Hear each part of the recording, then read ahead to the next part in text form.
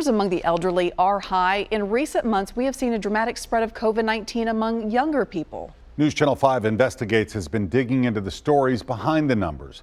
And one of the Mid-State's earliest survivors told Chief Investigative Reporter Phil Williams his own battle shows no one is immune from the threat. This was a day that Isaiah Whalum thought he might never see, finally being released from the hospital after a nearly 2-month battle against COVID-19. I had never felt that bad in my life before.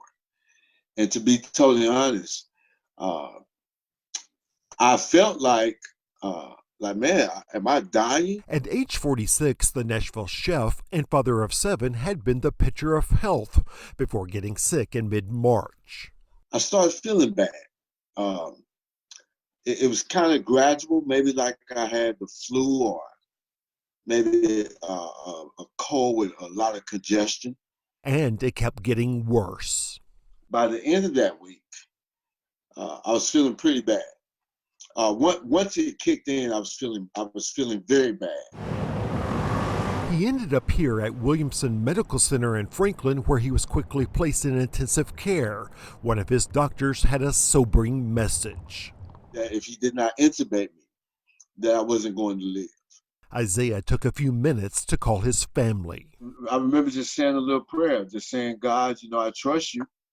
And I just put my life in your hands. Hooked up to a ventilator, the days stretched into weeks. I don't remember anything after that point, other than just waking up the end of April. How long were you out? From what I understand, I was out a total of 43 days. 43 days. 43 days. He really came into the hospital without a lot of risk and ended up with a very severe case of the infection. Dr. Aaron Millstone was one of Isaiah's doctors. How close did he come to dying? Well, I really think that question, Phil, is on which day, because unfortunately, there were multiple events along the course of his hospitalization where he came close to dying. Across the nation, as people try to wrap their minds around confronting an invisible enemy, some have tried to downplay COVID-19 as being a threat just to the elderly. Isaiah's situation is not all that unique, that more and more we're seeing younger and younger individuals with COVID-19 get deathly ill. Isaiah's discharge from the hospital was a moment of celebration, and for his doctor, a time of prayer.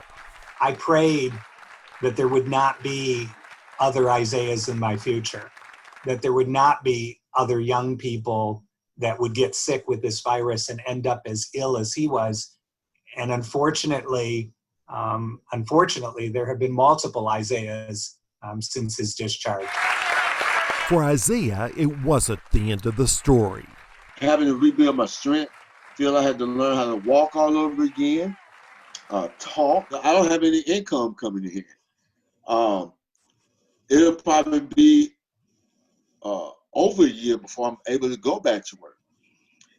If I'm able, because every day is something new with the side effects of the virus. Still, he hopes others, please wear your mask, wash your hands, can learn from his experience.